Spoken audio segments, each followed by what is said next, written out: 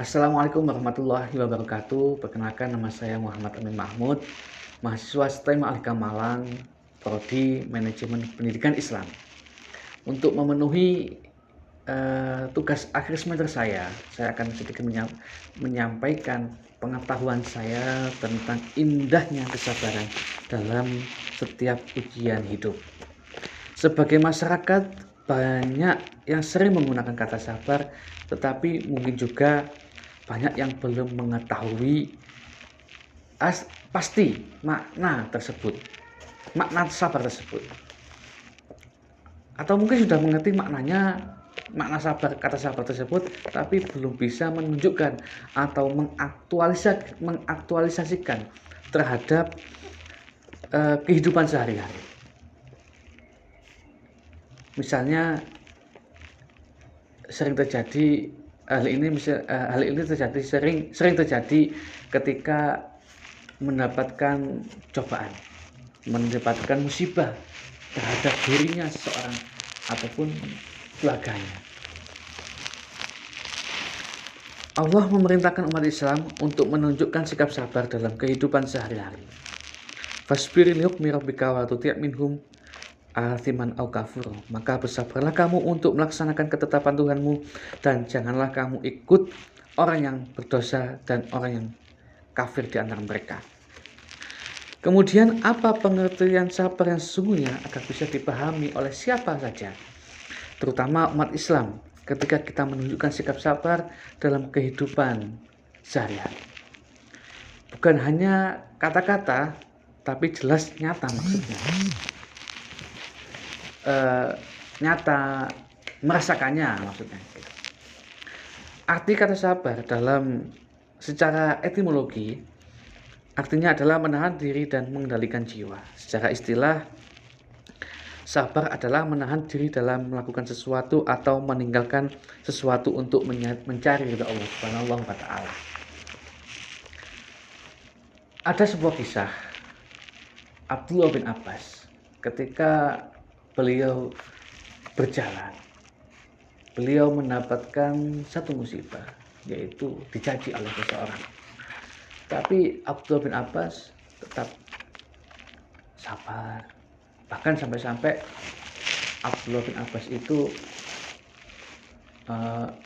bertanya kepada orang tersebut, sudah selesaikah cacianmu kepada saya? Loh, orang tersebut malah tidak berhenti, malah terus mencaci kepada Abdullah bin Abbas.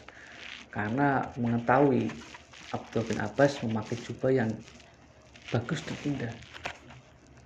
Menyadari hal tersebut, Abdullah bin Abbas melepaslah jubahnya, lalu diberikan sebagai hadiah kepada orang tersebut.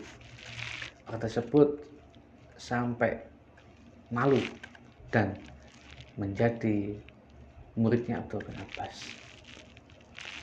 Dalam Al-Quran pun diterangkan bahwasanya Nabiullah Ayub alaihissalam pernah diuji oleh Allah dengan diberi penyakit, sehingga Nabiullah Ayub yang dulunya orang kaya dan mempunyai istri solehah meninggalkan Nabiullah Ayub. Bahkan sampai Nabiullah Ayub ini diusir dari masyarakat karena takut penyakitnya ini menular kepada masyarakat. Tapi Nabiullah Ayub tetap menjalaninya dengan sabar, sehingga hasil dari kesabaran itu Nabiullah Ayub diberi kesembuhan dan hartanya kembali lagi, istrinya kembali lagi, dan diterima di masyarakat. Inilah buah dari kesabaran.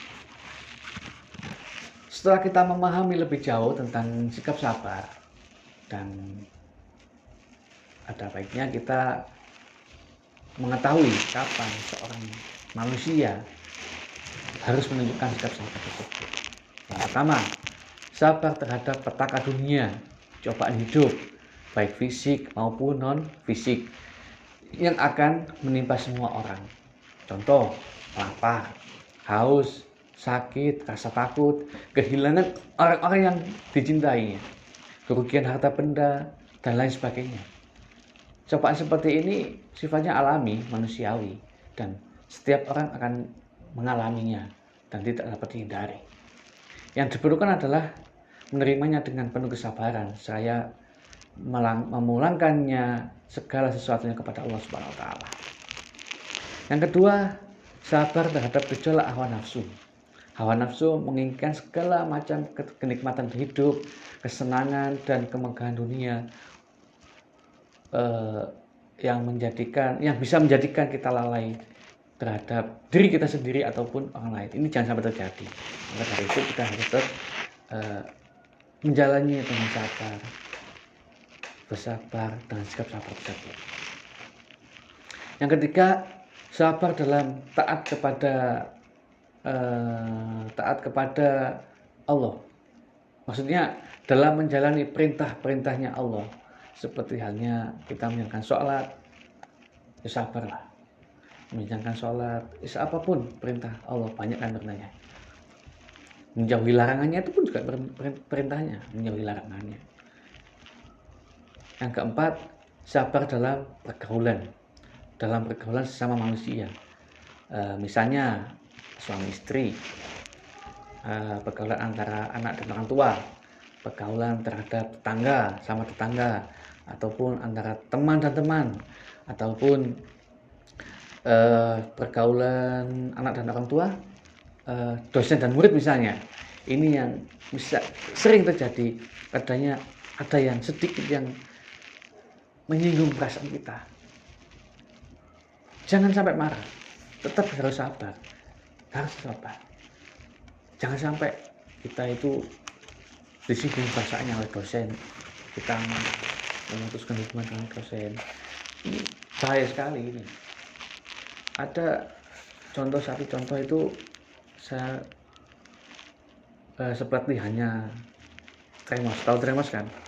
Tremos itu di luarnya dingin, tapi di dalamnya bisa menahan panasnya. Nah inilah kita harus bisa menyontoh seperti itu, mencontoh filosofinya, ya, mencontoh filosofinya tremos. Bisa menahan diri, tidak mudah marah, tidak mudah membenci orang. Nah seperti ini ya sikap sabar yang kita perlukan. Secara psikologis, tingkatan orang yang sabar dapat dibagi menjadi 3. Yang pertama, orang yang sanggup meninggalkan dorongan syahwatnya. Yang kedua, orang yang ridho, senang, puas menerima apapun yang ia terima dari Allah SWT. Yang ketiga, orang yang mencintai apapun yang diperbuat Tuhan untuk dirinya. Nah, ini kita termasuk dari mana? Dari 3 ini. Nah, semoga kita bisa menjalani dan mengaktualisasikan nilai sabar pada saatnya, sehingga masuk dalam kelompok orang-orang yang sabar. Mungkin sedikit ini yang dapat saya sampaikan. Kurang lebihnya mohon maaf. Akhir kalam, wassalamualaikum warahmatullahi wabarakatuh.